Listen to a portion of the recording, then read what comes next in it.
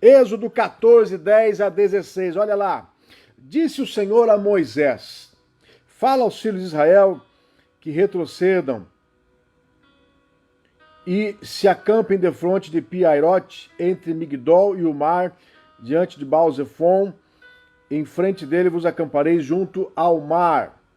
Então Faraó dirá dos filhos de Israel: estão desorientados na terra, o deserto e os encerrou. Endurecerei o coração de Faraó para que os persiga, e serei glorificado em Faraó e todo o seu exército. Saberão os egípcios que eu sou o Senhor. Eles assim o fizeram. Sendo, pois, anunciado ao rei do Egito que o povo fugia, mudou-se o coração do Faraó e dos seus oficiais contra o povo, e disseram: que é isto que fizemos, permitindo que Israel nos deixasse de servir? Versículo 6 do capítulo 14 de Êxodo. E aprontou o Faraó o seu carro e tomou consigo o seu povo. E tomou também 600 carros escolhidos e todos os carros do Egito, com capitães sobre todos eles. Porque o Senhor endureceu o coração do Faraó, rei do Egito, para que perseguisse os filhos de Israel. Sabendo os filhos de Israel, saíram afoitamente. Perseguiram os egípcios todos os cavalos e carros de Faraó e os seus cavalarianos e o seu exército, e os alcançaram acampados junto ao mar, perto de Pi-Hairote, de fronte de Baal-Zephon. E chegando Faraó, os filhos de Israel levantaram os olhos, e eis que os egípcios vinham atrás deles. E temeram muito. Então os filhos de Israel clamaram ao Senhor. Disseram a Moisés: será por não haver sepulcros no Egito que nos tiraste de lá para que morramos nesse deserto? Por que nos trataste assim, fazendo-nos sair do Egito? Não é isso que te dissemos no Egito? Deixa-nos para que sirvamos egípcios? Pois melhor nos fora servir aos egípcios do que morrermos no deserto.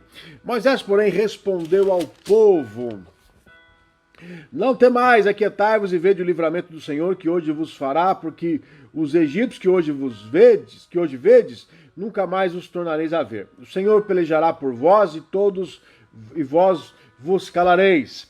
Disse o Senhor a Moisés: por que clamas a mim? Este é o versículo-chave da nossa reflexão. Por que clamas a mim? Dize aos filhos de Israel que marchem, e tu levanta o teu bordão, estende a mão sobre o mar e divide-o, para que os filhos de Israel passem pelo meio do mar em seco. Em seco. Pai, a tua palavra foi lida e nós pedimos a tua bênção em nome de Jesus. Amém. Deixa eu baixar um pouquinho o som aqui, senão você vai dormir, né? Juliana que está aí descansando, Hélio Ronaldo esses dias, vão dormir aqui. Vamos abaixar um pouquinho. Muito bem. Para você entender esse contexto aqui. O povo judeu era escravo dos egípcios 430 anos, né? 430 anos, 30 anos nos dias de José, onde José ainda era autoridade egípcia, então tinha lá um bom relacionamento, era um tempo bom que o povo estava gozando lá na terra de Gósen. Depois José morre, o faraó nos dias de José morre, outros líderes egípcios se levantam e aí não tinha nada de regalia, era escravidão pura. O povo judeu ficou 400 anos escravo no Egito. Muito bem, Deus levantou Moisés para libertar esse povo do Egito. Moisés então fala com o faraó, né, diz ao faraó as palavras de Deus, e você conhece todas aquelas situações lá das 10 pragas, né?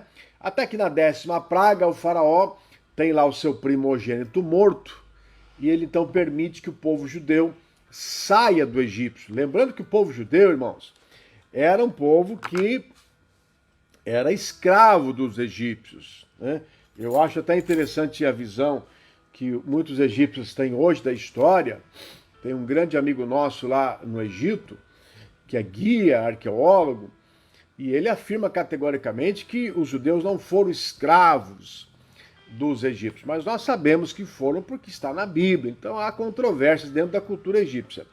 Né? Os judeus estavam sofrendo a mão dos egípcios, mas mediante o poder de Deus manifesto no meio do povo egípcio, matando os primogênitos, lá aconteceu a primeira Páscoa na história, o faraó então liberou o povo para sair com destino à sua terra, a terra que Deus havia prometido. Então, Egito, deserto e terra prometida, né? Conhecida hoje como Canaã, Palestina, aquela região do Oriente. Muito bem.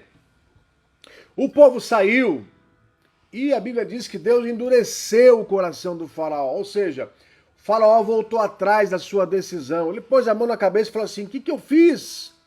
Eu libertei o povo judeu para ir embora sob a liderança de Moisés. Este povo que nos é escravo, esse povo que nos é mão de obra barata, o que eu fiz? Onde eu estava com a cabeça?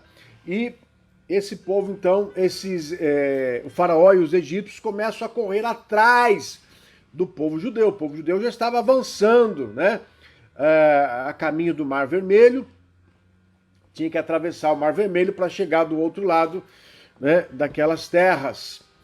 E o faraó, arrependido da sua decisão de libertar este povo, levantou lá os seus soldados, né, inúmeros carros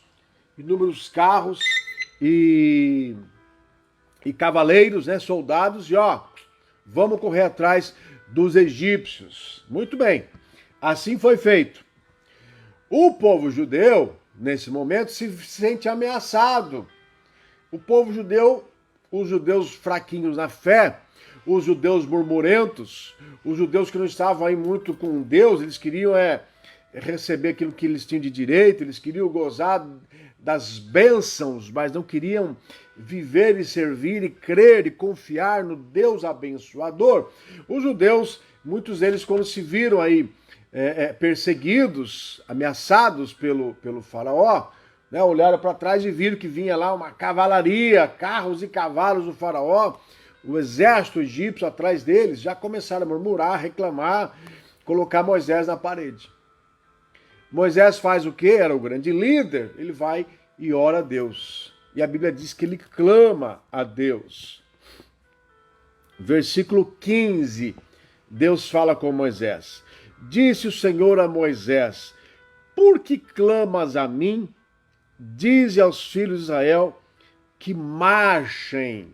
E tu, ó Moisés, levanta o teu bordão, estende a mão sobre o mar e divide-o para que os filhos de Israel passem pelo meio do mar a seco. Moisés clama a Deus, ele ora a Deus naquele momento.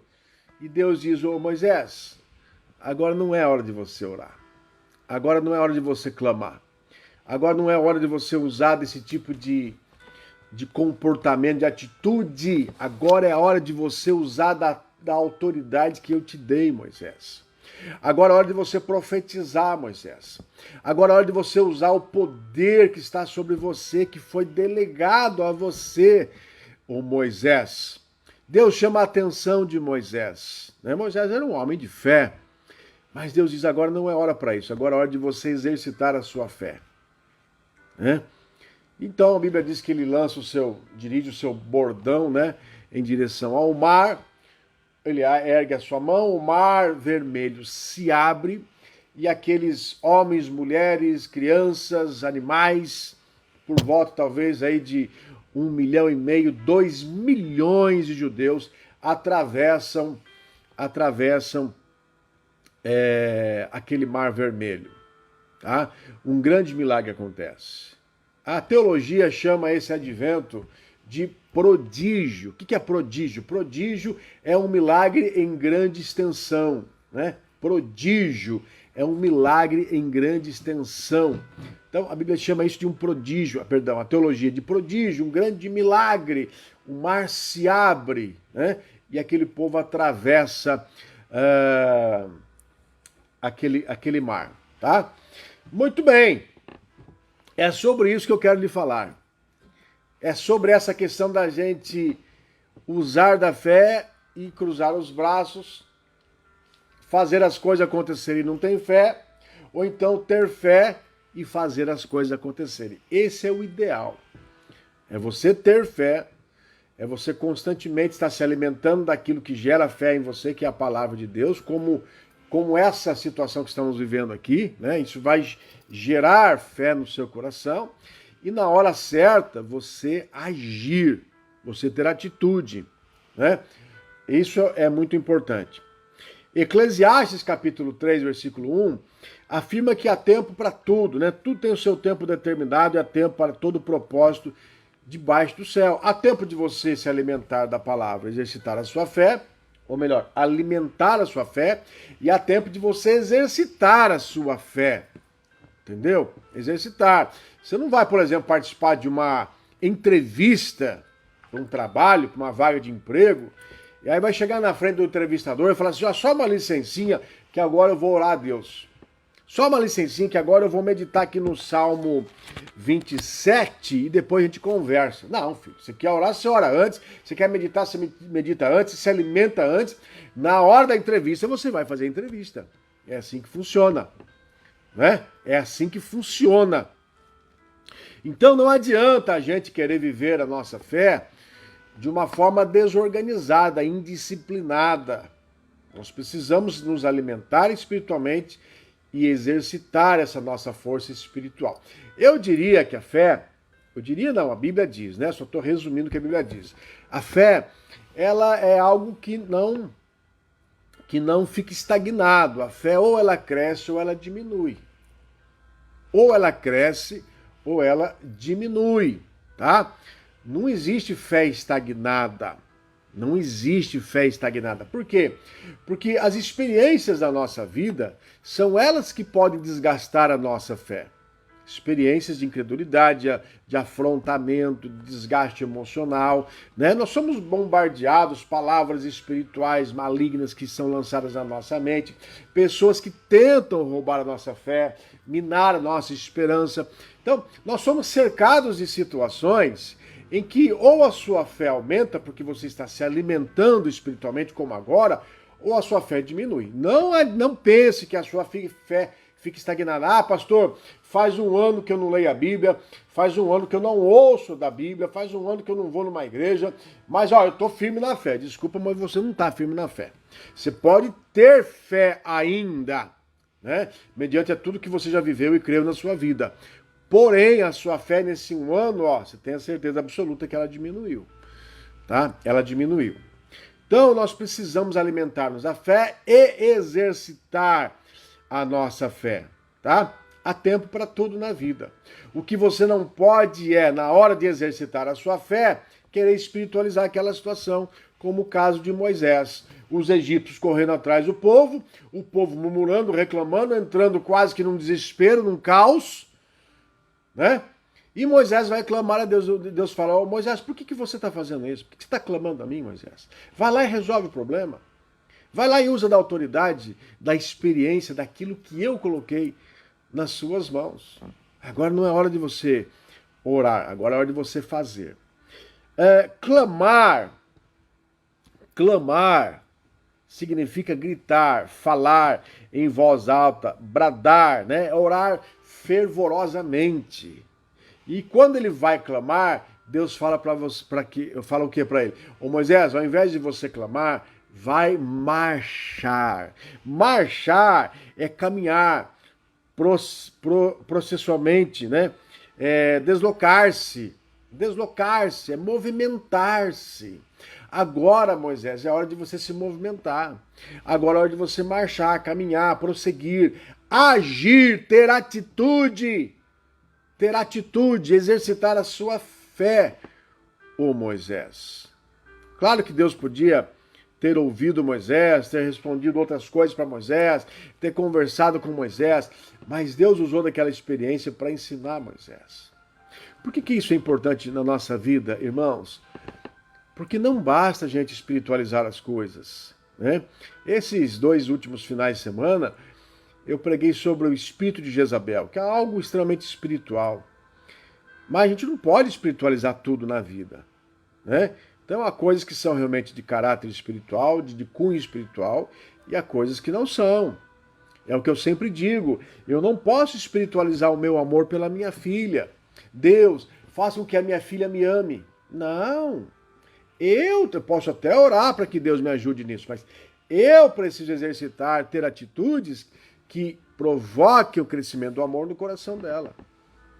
Provoque o crescimento do amor, o cultivo do amor no coração dela. Senhor, faça com que as pessoas se agradem de mim, que eu encontre graça aos olhos das pessoas. Deus pode até fazer, mas se você é uma pessoa chata, insuportável, cri-cri, né? Tudo reclama, tudo murmura, mentirosa, fofoqueira, maledicente, fala mal dos outros. Gente, desculpa, mas ninguém vai gostar de você, filho. Não vai gostar, porque ninguém quer gente assim perto da gente. Não quer. Não quer. Então não adianta a gente espiritualizar as coisas se nós não fazemos a nossa parte. Né?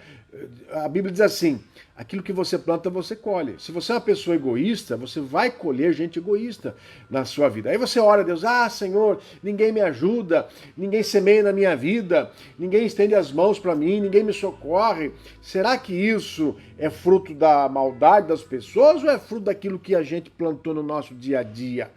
Né? De atitudes egoístas, de atitudes individualistas. Pensa nisso.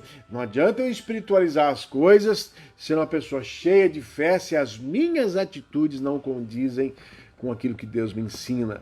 Tá? O exercício da fé, o poder da fé é importante. Muito importante. Tá bom? Você não pode ficar clamando a vida toda por Deus. Deus nos dá essa liberdade de clamarmos a Ele, mas Deus também nos ensina a termos atitude. Lembra-se daquela passagem onde Deus fala assim, se você tiver fé do tamanho de um grão de mostarda, bem pequenininho, né? O grão de mostarda tem o tamanho de uma cabeça de alfinete. Se você tiver fé do tamanho, sua fé, né, comparado, né, for o tamanho do grão de mostarda, você poderá dizer esse monte, diga esse monte, sai daqui, monte vai para lá, e ele irá. Né? Eu posso ter fé, mas o monte só vai sair daqui para lá se eu disser.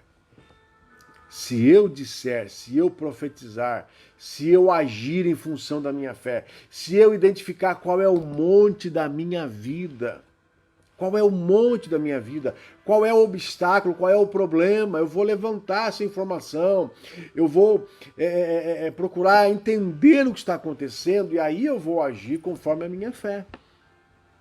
Caso contrário, irmãos, a nossa vida é muito sonsa.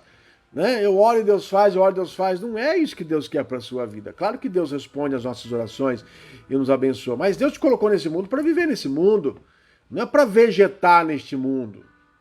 Né? Aí a gente coloca um ponto de interrogação nessas pessoas que vivem uma vida espiritual isolada de todos. Né? Com exceção daqueles que talvez Deus tenha um propósito nisso. Mas, via de regra, será que Deus faz isso com muita frequência? Isolar você do mundo para que você busque a Ele? Nós não fomos criados para isso. Nós fomos criados por Deus para vivermos socialmente. Né? Então eu quero, como pastor, ter uma vida crescente em Deus, fervorosa em Deus, cheia da unção de Deus, da sabedoria de Deus, da presença de Deus na minha vida. Mas eu quero viver também a minha vida nessa terra, quero curtir minha esposa, minha filha, né? Curtir as coisas deste mundo, poder conhecer lugares novos, conhecer pessoas novas, conhecer tecnologias novas, viver a vida. Deus me colocou neste mundo para isso, Deus lhe colocou neste mundo para isso. Tá? Então cuidado com a falta deste equilíbrio na sua vida. Salmo 50:15 diz assim, e clame a mim no dia da angústia, eu livrarei e você me honrará. Clamor. Gênesis 30:22. Então Deus lembrou de Raquel, Deus ouviu o seu clamor e a tornou fértil. Ela engravidou e Deus alou um filho e disse, Deus tirou de mim a minha humilhação. De nada adiantaria Deus tornar Raquel fértil se ela não fizesse a sua parte humana, racional, né, de engravidar. Já imaginou? Raquel ora, ela era estéril, ela ora para Deus dar a ela o fim dessa esterilidade, né, a fertilidade na reprodução. Tá bom, Deus deu, e aí? Se ela não tem relação física, biológica, natural com o marido dela, não vai nascer nenhuma criança, filho.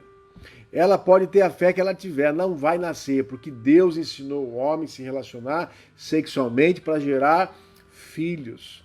O único ser que nós conhecemos que nasceu de uma experiência sobrenatural foi Jesus Cristo, que nasceu no ventre de Maria, né? Que não foi da cópula, da relação dela com José, mesmo porque Maria era virgem até então, né? Então, foi Jesus. Do resto, quer gerar filho, você tem que ter relação, você tem que fazer a sua parte, você tem que ter atitude. Então perceba, Ana vivenciou um milagre na vida dela. Ela orava a Deus, ela cria em Deus, ela clamava a Deus.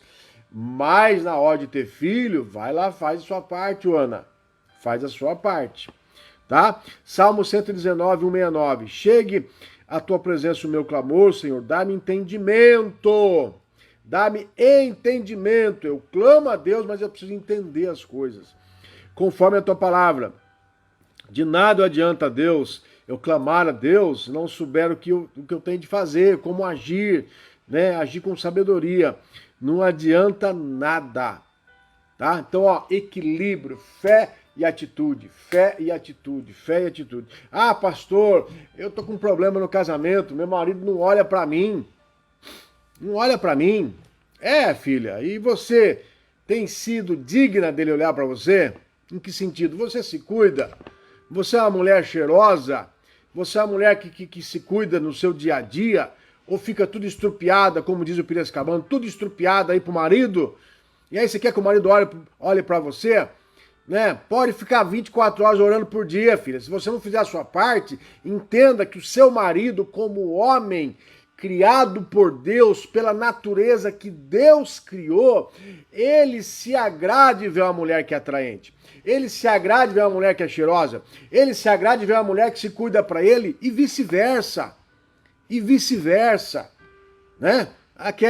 Quer uma relação saudável entre os dois aí e compra lá um shampoo porcaria pra mulher e quer que o cabelo dela seja sedoso? Ô, meu pai, não adianta orar, meu irmão, não adianta orar. Ah, pastor, porque eu não paro em emprego algum, porque eu não fico em emprego algum. E como você tem agido no seu trabalho? Você é uma pessoa que se dispõe a servir? Você é uma pessoa que chega cedo e sai mais tarde? Ou você é aquele que chega no horário e quer sair no horário? E se o patrão falar de você ficar 5 minutos mais tarde, você já roda a baiana. Não adianta. A gente tem que ter fé para que o milagre aconteça na nossa vida. Mas a gente tem que entender que nós temos de ter atitudes. Afinal, a gente vive num mundo terreno, num mundo onde as coisas acontecem por atitudes. Atitudes. Então, olha para as suas atitudes, porque às vezes o problema na sua vida, meu irmão, minha irmã, não é a sua fé. Você pode ser uma pessoa cheia de fé. O problema talvez seja falta de sabedoria. O problema talvez seja comodismo. O problema talvez seja a falta de atitude correta na sua vida. Viu? Toma cuidado com isso. Toma cuidado com isso. Marido chegou cansado em casa. Hoje eu tô falando muito de casamento, hein? Não sei porquê. Acho que alguém tem que ouvir sobre casamento. Marido chegou cansado em casa, 6:30 da tarde, cansado em casa. Da noite, né? Cansado em casa. Aí ele abre a porta, a mulher já despeja o problema. Não, porque quebrou o fogão, porque tá faltando gás, porque a geladeira não gela, porque o cachorro fez xixi no tapete. Só problema. Ô, irmã, espera ele chegar, dá um abraço nele, um beijo nele, né? Espera ele tomar um banho, janta. Na hora certa você conversa com ele, filha. Ah, pastor, porque eu oro e não muda. Por que será que não muda? Porque você tem fé, mas não tem atitude correta. Não há santo varão que aguente uma coisa dessa. Viu? Muito bem. Eu não posso passar a vida inteira clamando se eu não tiver atitude. Deus, o faraó tá vindo atrás da gente. O faraó tá correndo atrás da gente. O faraó se arrependeu. O faraó não quer mais libertar o povo. Por que clamas a mim, Moisés? Vai lá e ordena ao mar que se abra. Vai lá e dirige esse povo. Vai lá, usa de sabedoria. Vai lá, toma atitude. Toma atitude. Deus vai te capacitar, meu irmão, minha irmã, com sabedoria nas atitudes que você tem de tomar no seu trabalho para melhorar, nas atitudes como empreendedor, como empresário, como funcionário. Deus vai te dar sabedoria. Se alimente da fé e através da fé, Deus vai te falar na sabedoria, vai te inspirar. Através do conhecimento diário, Deus vai te mostrar, né? Através das suas atitudes no seu dia a dia, você vai encontrar soluções para aquilo que você precisa. tá? Isso é muito importante. Muito bem. Por que será que temos uma tendência a usar a nossa fé para clamar e nem sempre para agir? Já reparou? É muito mais fácil diante das necessidades você pedir para Deus do que você fazer alguma coisa. Não que você não deva pedir, por favor, peça e sempre, né? Mas não fica só na petição, não. Descruza o braço e faz as coisas acontecerem. Faz as coisas acontecerem, tá? Só compartilhando com você uma experiência, em 2019 eu fiz um curso, um intensivo sobre liderança, né? Sobre essa questão de governar a nossa própria vida, né? Um curso voltado para a área de coach. E eu não sou contra coach, eu sou contra o coach que dilacera a palavra de Deus, né? Eu sou contra o coach que coloca todas as suas conquistas baseadas na sua força humana. Esse coach humanista, eu não sou a favor. Mas esse coach que usa dos princípios de Deus, né, para nos trazer direcionamento, sabedoria, conhecimento importante para a gente saber agir com bom senso, né, com sensatez, esse eu aprovo. E eu fiz um curso, né, uma imersão num curso desse, um palestrante cristão, né, da maior empresa de treinamento de liderança de coach no mundo, e algo muito interessante eu ouvi deste palestrante. Uma coisa que ele disse é: cada um tem a vida que merece. Cada um tem a vida que merece. Esse é um slogan, um dos slogans que ele tem. Cada um tem a vida que merece. Por que ele afirma isso? Porque a nossa vida é resultado das nossas ações. A nossa vida é resultado das nossas atitudes. A nossa vida é resultado das nossas atitudes. Eu ainda postei uma foto ontem, ou antes de ontem, não me recordo, no meu Instagram. Se você não me segue lá no Instagram, @Saulo S. Jardim. Eu postei uma foto de Albert Einstein, o judeu cientista Albert Einstein, e ele diz assim: tudo que a vida faz é refletir aquilo que lhe oferecemos. Tudo que a vida faz é refletir, é responder, é reagir a aquilo que nós lhe oferecemos ou oferecemos ao nosso dia a dia, né, através do nosso dia a dia. Então, a gente é resultado disso, querido. A gente é resultado das nossas atitudes. E aí esse palestrante, ele fala, né? Cada um tem a vida que merece. Por quê? Porque a sua vida é resultado das suas atitudes, tá? Por exemplo, você está se alimentando agora espiritualmente, mas você teve a atitude de parar tudo o que estava fazendo para estar me ouvindo. É uma atitude importante. Importante. Então, vamos ficar aqui uma hora falando. É importante. Quantas coisas você não poderia estar fazendo nesse exato momento, né? Tem gente que está de férias me assistindo, vai ver se pode uma coisa dessa. Está de férias, descansando, mas achou um tempinho para me assistir. Sabe por quê? Porque está entendendo que isso é importante para a sua vida. Isso é atitude. Isso é atitude, tá? Muito bem. Quem tem sucesso, alto desempenho, bons resultados na sua vida, tem de viver uma trilogia de ação. Isso que eu vou falar para você agora não é de minha autoria, não. É de autoria desse curso que eu fiz, né, para líderes, mas eu quero compartilhar com você porque casa com essa questão da atitude e da fé, tá bom? Quem tem sucesso, esse palestrante ele fez uma pesquisa com centenas de pessoas que trabalham nos mais altos níveis dentro de uma empresa, de uma multinacional, né? Diretores executivos. E ele observou que essas pessoas tinham algumas coisas em comum. Em comum. E aí ele traz essa afirmação: quem tem sucesso, né? Quem tem um alto desempenho na sua vida profissional, traz consigo a trilogia da ação, né? A trilogia da ação. Age para resolver problemas, age para conquistar os seus sonhos, né? São pessoas que têm objetivos e agem em favor dos seus objetivos, e age para prevenir problemas. 3 atitudes importantes na sua vida, além da sua fé.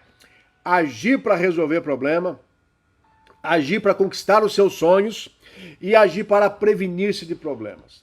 Por que tem que agir para resolver problema? Porque o problema está aí, filho. Se você não resolver, ele vai aumentar, e ele vai te mutilar, vai te maniatar, vai te amordaçar, vai te imobilizar. Tem que resolver problema. Se é dono de uma empresa, tem problema entre dois funcionários, vai lá e resolve, filho. Senão esses dois funcionários vão acabar com a sua empresa. Né? Se é pai de família, está tendo problema lá com os seus filhos, vai lá e resolve, senão vai destruir a sua família, capaz de um matar o outro. O problema se resolve. Nós não podemos procrastinar a solução de problemas, temos de resolver. Tá? Se é hoje, se é amanhã, ou se é depois da manhã, aí é uma outra questão, cada problema tem o seu aspecto, né, as suas mensurações, mas tem que resolver. Não fica naquela lá, o marido vai resolver, a esposa vai resolver, o pai resolve, a mãe resolve e não resolve nada. E quando se viu, o seu filho que tinha um problema desde os 5 anos já está com 15 e ninguém resolveu. Tá? Você tem que agir para conquistar seus sonhos. Por quê? Porque gente que não sonha, gente que não usufrui, né, das conquistas da vida, é gente morna, é gente sonsa, é gente que perde o prazer de viver. Uma das coisas mais desgraçadas da vida é você não poder curtir a vida. Ô pastor, ó o litro do álcool, o litro da gasolina, é caro mesmo, mas usufruir é caro. Prazer é caro. Nossa, pastor, fui comprar um sorvete, R$10 a bola. Toma um sorvete, criatura, nem que seja uma vez no mês, mas vai lá e chupa com gosto, né? Eu, quando era pequeno, meu pai não era muito de dar doce pra gente, é tudo contadinho, 6 filhos, imagina só 6 filhos, minha mãe tá aí assistindo, só pela graça de Deus, né? Eu não consigo imaginar 6 filhos hoje. Sabe o que eu fazia? Eu mascava chicletes, eu sei que tem muita gente que fazia isso. Eu mascava chiclete, colocava o chiclete no freezer da geladeira pra chupar outra hora, não jogava fora. Não jogava fora, porque tinha que durar, né? Bacana, né? Legal, ficar lá 10 dias, 20 dias no hotel, mas você pode ir na praia. O que você vai gastar aqui, você gasta na praia, filho. Aluga uma casa com um amigo, com uma família junto, racha no meio a despesa da casa e vai curtir a praia. Não é? Vai curtir a praia. Agora, não crie empreendimento na sua vida, né? De tal maneira que você deixe de viver a vida. A vida é para ser vivida. E quando você não tem atitude, os seus sonhos não se realizam. E gente que não tem sonho realizado é gente frustrada. Gente que não tem sonho realizado é gente frustrada. Gente que não tem sonho realizado é gente frustrada. Né? Casamento, tem que investir no casamento, de vez em quando deixa os filhos, sai o marido e mulher, vai fazer um passeio, vai num shopping não sei aonde, vai jantar não sei aonde, faz alguma coisa diferente, ou então tira as crianças de casa, leva na casa da sogra, da avó, da tia, essa noite é só nossa, né? Essa noite é só nossa, mas tem que fazer alguma coisa diferente, viu, filho? 3 coisas importantes: agir para resolver problema, agir em favor dos seus sonhos. Qual é o seu sonho? Corre atrás dele. Você não pode ter uma casa de R$1 milhão, de 2 milhões. Compra uma de 300 mil, depois você compra uma de 500, depois uma de 600. Mas você está galgando passos em favor dos seus sonhos. Né? Você não pode comprar um carro que liga sozinho. Você chegou perto dele, ele já liga, né? Que nem aquelas BMW que você aperta o botão, já liga o motor. Outro dia eu vi no YouTube, a moça parou o carro numa garagem, e aí 2 carros pararam coladinho dela. Ela não tinha como entrar no carro dela. Ela não tinha como entrar para abrir a porta e entrar. O que ela fez? Ela apertou o botão, o carro ligou, deu ré sozinho. O carro deu ré sozinho e ela saiu dentro daqueles 2 carros, abriu a porta e entrou. Tecnologia, não é barato um carro desse, né, filho? Talvez você não tenha condição de comprar, mas compra um mais simplesinho, mas que você pode galgar sonhos na sua vida, tá? Porque gente que não sonha e não realiza sonhos é gente que tá morrendo sem saber, viu? É gente que tá morrendo sem saber. É que nem fumante. Fumante, ele é um suicida. Você sabia que fumante é suicida? Se você não sabia, fica sabendo e fale pro fumante da sua família. Você é um suicida, viu? Você está se matando. A diferença é que está se matando aos poucos, mas ele é um suicida, tá? Quem não sonha também. Tem uma frase que eu gosto muito, que diz assim: mostre-me alguém que deixou de sonhar e eu te mostrarei alguém que deixou de viver, tá? E a terceira atitude compartilhada naquele ensinamento né, naquela imersão, deixa eu achar aqui, é da gente agir para prevenir problemas. Gente, resolver problema é necessário, agora prevenir problema também. Porque se você não prevenir problema, você vai ficar a vida inteira resolvendo problema. Né? Então, como assim, pastor? Imagine que você tem filho pequeno. Eu falo por experiência minha, né, como pai e da minha esposa como mãe. Você tem filho pequeno, tá? E filho pequeno, ele tem o organismo ainda não todo desenvolvido. Uma pequena friagem vai trazer uma gripe, pode trazer uma pneumonia, né? Você vai comprometer a saúde do seu filho, você vai gastar com remédio, com médico, aquela correria toda. Né? A minha esposa, quando a minha filha está no banho, sai do banho, ela tem de se trocar no banheiro. Né? No banheiro ou direto para o quarto, para a cama, né? Direto para a cama. Mas não pode tomar friagem, o roupãozinho dela já fica lá. Tem 2 toalhas para ela, uma para a cabeça e uma para o corpo. Né? 2 toalhas, mesmo que ela não lave o cabelo naquela hora, mas tem 2 toalhas para ela. Então, enquanto uma ela está coberta com uma toalha, a outra está enxugando o corpo. Então, são atitudes para que ela não pegue uma pneumonia, uma gripe, para que não traga problemas de saúde, problemas demasiados na vida dela e na nossa vida, né? Porque quem tem que cuidar depois somos nós. Né? Então, problemas. Então, agir para resolver problemas. Você comprou um carro, paga o seguro do carro, filho. Nossa, pastor, mas eu vou gastar 1.000, 2.000, sei lá quantos mil por ano para esse carro. Você vai gastar, filho. Você tem que computar esse valor no seu carro. Né? Você comprou um carro de 50 mil, o que é 2.000 num carro de 50 mil? Agora, se você não paga um seguro, acontece alguma coisa, você perdeu seu carro, você perdeu seu patrimônio. Né? Você perdeu seu patrimônio, você vai viajar tenso. Porque você sabe que se acontecer alguma coisa na estrada, meu pai do céu, não quero nem pensar. Não vale a pena. Não vale a pena. Então eu vou pagar um pouquinho mais, eu vou fazer uma economia numa outra área da minha vida, mas eu vou me precaver de outros problemas. Eu vou te dar um exemplo. Eu, uma vez, estava dirigindo um carro meu, logo cedinho saí para pregar num café da manhã de pastores. Eu ia ser o preletor naquele café, e por volta de umas 8h30, estava nessa estrada aqui, Piracicaba Americana, uma mulher embriagada saiu na pista e bateu atrás do meu carro. Meu carro rodopiou, como dizem por aí, bateu de frente, bateu de trás, enfim, deu perda total no carro. Na semana anterior,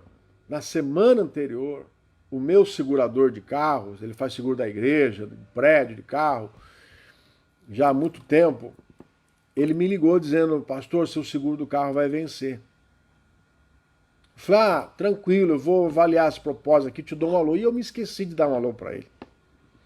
E sabe quando tinha vencido o meu seguro? No dia do acidente. No dia do acidente eu tinha vencido o seguro. Peguei, liguei para ele e falei, nossa, e agora? O que eu faço? Liguei para ele e falei, fulano, você não sabe o que aconteceu? Bateu no meu carro, deu perda total, o carro bateu no barranco de frente, de trás. Ele falou assim, pastor, fica tranquilo. Como o senhor não me respondeu, eu por conta própria, eu paguei o boleto do seu seguro. Fica tranquilo, eu renovei já o seu seguro. Fica tranquilo. Então eu tenho muita gratidão por esse rapaz, porque senão eu tinha perdido um carro inteiro. Né? Um carro inteiro, porque aquela mulher não ia pagar, estava embriagada, o carro dela era bem simples, enfim. Né? Por que eu estou falando isso para você? Porque se eu esqueci, na verdade, né? Mas eu pago o seguro. Se aquele bom homem, amigo, né, que até hoje é meu segurador, até por gratidão, se ele não tivesse tomado essa iniciativa por mim, olha o problema que eu ia resolver. Conclusão, ligou na empresa, lá na seguradora, questão acho que de 15 dias, a seguradora me ressarciu do valor do carro, fui lá e comprei outro carro. Né? Então, é um problema que eu não tive, porque teve atitude, apesar de eu ter me esquecido, alguém agiu por mim, né? Renovou lá o seguro. É um problema que eu não tive. Já pensou perder um carro do dia para a noite? Para quem tem dinheiro sobrando, tudo bem, mas eu não tenho, não. Tá? Isso é muito importante. Como devemos agir no nosso dia a dia pela experiência que esse profissional na área de liderança compartilhou conosco, avaliando centenas de executivos e pessoas bem-sucedidas na vida. Como reagir? Deixa eu ser rápido aqui, que já são 10:05. Primeiro, sai da sua zona de conforto. Saia da sua zona de conforto. A atitude vai tirar a gente da zona de conforto, né? Vai ter que acordar mais cedo, vai ter que dormir mais tarde, vai ter que falar o que não quer falar, vai ter que fazer o que não quer fazer. Sai da sua zona de conforto. Vai ter que exercitar a mente, ler quando não quer ler, mas vai ter que fazer, tá? Vai ter que fazer. Nem tudo na vida é gostoso, viu, filho? Nem tudo na vida é fácil, nem tudo na vida é rápido, mas tem de fazer. Tem de fazer. Tem de fazer. Tá? Então sai da sua zona de conforto, entenda, as suas conquistas, exercitadas até pela sua fé, elas necessitam do seu empenho. Tá? Conscientize do que tem de ser feito. O que eu preciso fazer na minha vida? Se conscientize. Vá atrás. O que está faltando na minha vida? Ah, um casamento feliz. Ah, falta isso, falta aquilo, falta me dedicar mais, falta viver aquilo lá. Na vida material, o que está faltando? Ah, eu não tenho ainda a minha casa, eu não tenho o meu carro, eu não tenho ainda, sei lá, um bem que eu gostaria. Tá, o que mais? Ah, eu gostaria de viajar com a minha família, curtir minha família, esse é o meu sonho. Você vai se cercar de situações em que você vai fazer esse levantamento e ver o que você precisa. Como que você vai estabelecer objetivo na sua vida se você não sabe o que você quer? Tá? E se dê o direito de saber o que você quer. Se dê o direito. A Bíblia diz assim lá no Salmo 37, agrada-te do Senhor e Ele satisfará os desejos do teu coração. Agrada-te do Senhor e Ele satisfará os desejos do teu coração. Gente, o não a gente já tem. Vamos atrás do sim. O Deus que você serve é o Deus do impossível. O Deus que você serve é o Deus do impossível. Às vezes eu organizo caravanas para Israel e é muito comum as pessoas falarem, é um preço muito alto, e realmente é. Não é qualquer pessoa que tem condição de ir para Israel. Mas isso não é obstáculo. Não é obstáculo. E eu cito o exemplo de uma senhora muito querida, que ela é faxineira. Ela é faxineira. E ela trabalha.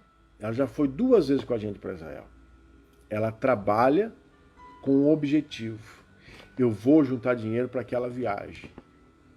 Né? Quantas casas eu preciso limpar, quantas roupas eu tenho que lavar, as coisas que ela faz no dia a dia, para eu levantar esse recurso todos os meses e viajar. Ela faz esse cálculo. Eu tenho que limpar tantas casas, então eu vou limpar tantas casas para eu juntar esse dinheiro e ir para Israel. E ela já foi 2 vezes com a gente para Israel. 2 vezes. Então, querido, não muitas vezes a desculpa é maior do que a realidade, né? Se você não sair da sua zona de conforto, se você não se conscientizar daquilo que você quer, aquilo que você precisa fazer, realmente, aí fica difícil, tá? Entenda que você é o único responsável pelo seu êxito. Por mais que as pessoas te amem e por mais que as pessoas queiram te ajudar, você é o único responsável por isso.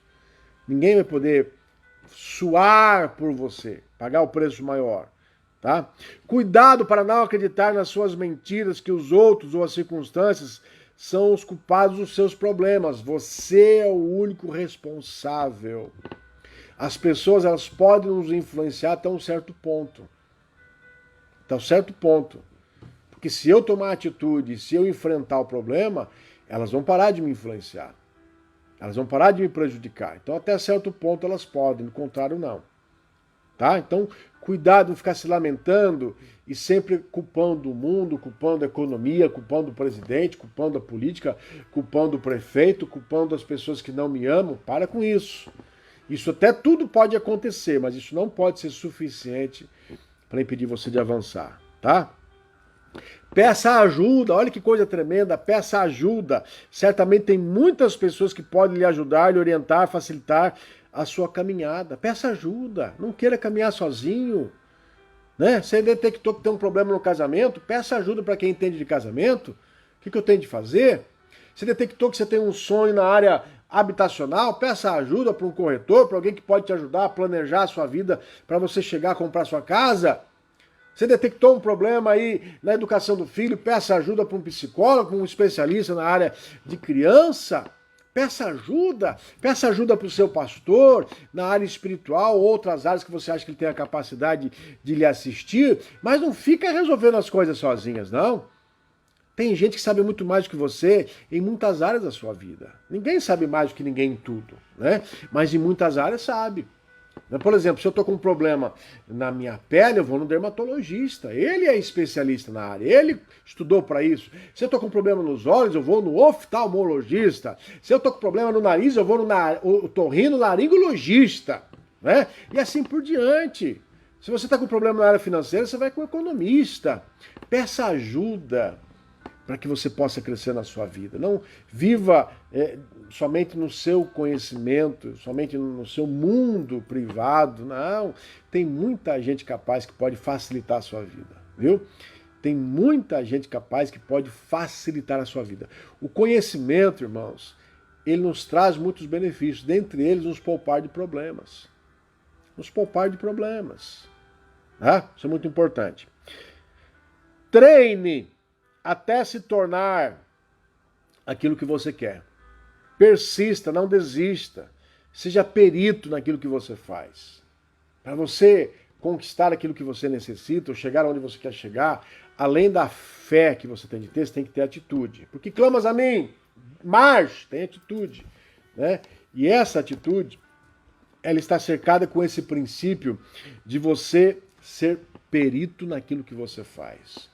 Ou seja, se você se dedicar, se empenhar, se especializar naquilo que você faz, você tem a certeza absoluta que você vai conquistar o seu sonho com muito mais facilidade. Por exemplo, eu sou pastor. Então, para eu ser um pastor bem-sucedido, e bem-sucedido que eu digo é alguém que realmente alcançou os seus objetivos, eu preciso me especializar como pastor, né? Orando, buscando, obviamente, a presença de Deus, conhecendo cada vez mais as Escrituras, lendo literaturas paralelas que esclarecem as Escrituras, que nos trazem, né, uma reflexão maior da vida, nos trazem uma visão holística da vida, uma visão mais ampla da vida. Essa é a minha especialidade. A minha especialidade, né? Tornar-me perito em coisas que vão agregar no meu trabalho. Por exemplo, eu estou falando com você hoje pelas redes sociais. Nessa pandemia, eu fiz sei lá quantos cursos de rede social. Quantos cursos eu fiz para aprender a fazer live, a manipular, usar aplicativo. Muitos cursos eu fiz para poder falar com você. Né? Me tornar perito em alguma coisa para que eu possa alcançar as pessoas com mais facilidade e cumprir o meu objetivo pastoral. Tá? Então treine. Não faça as coisas de qualquer jeito, não. Treine. Hoje, amanhã, depois de amanhã, seja o melhor que você pode ser de você mesmo. Esqueça os outros. O melhor que você pode ser de você mesmo. E por fim, idealize onde quer chegar. Nossas ações são motivadas pelos nossos objetivos. Qual que é o seu objetivo? O que você quer da sua vida? O Moisés queria sair da escravidão egípcia e levar o povo para a terra da promessa. E Deus disse, Moisés, para de clamar a mim, diga ao povo que marche, caminhe em direção. Ah, mas tem um obstáculo no meio do caminho que é o Mar Vermelho, então diga a esse mar que se abra. E ele vai se abrir. Né? Eu tive a alegria de atravessar, sair do Egito e ir para Israel e passar pelo Mar Vermelho. Né? Mas hoje existe lá no Mar Vermelho um túnel debaixo do mar, irmãos, é uma coisa incrível. Né? Não me lembro quantos quilômetros, que são 3 quilômetros, se não me engano. É um túnel que tem passa por baixo do mar e você atravessa e chega lá em Israel, né? Do outro lado. Eles fizeram essa passagem, essa travessia, mas não debaixo de um túnel. O mar se abriu e eles atravessaram em terra seca. Mas qual era o objetivo? Chegar lá. Qual que é o seu objetivo? Você quer chegar aonde? Você quer chegar aonde? Ah, pastor, eu quero trabalhar numa multinacional e eu quero ser diretor daquela empresa. Então tá bom. Para você ser diretor, você tem que conhecer a área administrativa. Então, no mínimo, você tem que fazer um curso de administração. Se for numa área comercial, então você tem que fazer um curso de vendas. Né? Administração, vendas, marketing. Você tem que trabalhar. Se você quer trabalhar numa multinacional, você tem que falar línguas, pelo menos ter o inglês fluente. Inglês, dependendo da empresa, o espanhol. Tá? Então você já vai dar passos em favor disso. Ah, pastor, mas eu não tenho dinheiro para fazer um curso. Eu conheço um irmão, um amigo querido, né, que também não tinha quando ele fazia faculdade, e ele, sabe o que ele fez? Pegou livros de inglês e começou a estudar sozinho, aprender sozinho. Não tinha professor, porque não tinha dinheiro. E aí, quando ele tinha que fazer um exame, né, um credenciamento da língua, aí sim ele conseguiu aí alguns recursos e foi fazer um curso mais específico para ele passar nesse exame. Mas o grosso dos estudos dele em inglês, ele pegou livros que ele ganhou, sozinho começou a ler e aprender. A ler e aprender. Né? É a questão de sair da sua zona de conforto. É a questão de você fazer alguma coisa. Tá? Então eu preciso saber qual é o meu objetivo para ver o que eu tenho de fazer hoje, quais são os passos que eu tenho que dar para chegar lá. Fé é importante, é fundamental. Mas só a fé, ficar orando a Deus e falar, Senhor, me abençoa e faz de mim o diretor de uma multinacional, adianta? Não, querido, Deus pode fazer acontecer, mas Ele vai levar você a viver esse espaço para você chegar lá. Você conhece algum diretor de multinacional que não fala inglês? Você conhece algum diretor de multinacional que não sabe administração? Quem é o louco de uma multinacional que vai colocar a sua empresa nas mãos, um CEO, né, nas mãos de uma pessoa que não conhece a parte administrativa? Ninguém, não existe isso. Não existe. Por que o faraó colocou José como governador do Egito? Porque o faraó viu em José sabedoria, viu em José responsabilidade, viu em José o direcionamento de Deus, conhecimento, planejamento, né? Diante da escassez que estava por vir, o que José falou? Não, vamos plantar, vamos cultivar e vamos armazenar os grãos para que quando venha os anos e vacas magras, né, o Egito esteja guardado da fome, dessa seca. Inteligência, sabedoria, conhecimento, prudência, planejamento. Isso tudo, fé, né? Isso tudo foi o que fez com que o faraó fizesse de José governador do Egito. Tá? Então, objetivo. Amém? Lucas 17, 14, assim, ao vê-los, disse Jesus, ide e mostrai-vos aos sacerdotes. Aconteceu que indo eles foram purificados. Há milagres, muitos milagres só vão acontecer depois que a gente age. Né? Eu gosto desse texto. Os leprosos chegaram até Jesus, pedindo o milagre da cura, e Jesus disse para eles, vão e mostrem-se ao sacerdote. O sacerdote era a autoridade na época que reconhecia se você estava curado ou não de uma enfermidade, principalmente a lepra, que era uma enfermidade contagiosa, né, e associada ao pecado. Jesus não disse para eles, vocês estão curados. Jesus disse simplesmente para eles, vão até os sacerdotes. Mesmo leprosos ainda, eles foram. Só que a Bíblia diz que no meio do caminho, eles foram curados. No exercício da obediência, da ordem de Jesus, vão, ide, eles foram curados. Ou seja, eles agiram em favor daquela palavra, daquela ordem, e o milagre aconteceu. Tá? Então nós precisamos agir em obediência às orientações de Deus para que o milagre aconteça. Clame a Deus, mas haja também conforme a sabedoria de Deus. Tá bom? Espero que esta palavra lhe traga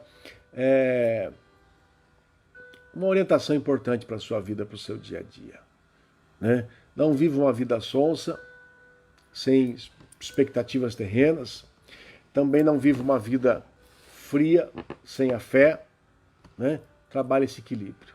Desenvolva a sua fé, busque a fé, ouça a palavra de Deus, que é ela que nos traz fé, diz a Bíblia. A fé vem pelo ouvir da pregação da palavra de Deus, mas também tem atitude. Não tem coragem? Deus, me traz ousadia, me traz intrepidez, me traz libertação de tanta timidez. Se existem barreiras dentro de você que você vê que te blinda, te imobiliza, te impede de avançar, ora a Deus para que essas barreiras sejam vencidas, mas faz alguma coisa, tá? Eu me coloco à sua disposição para a gente conversar, orientar, tentar enxergar coisas que você não enxerga.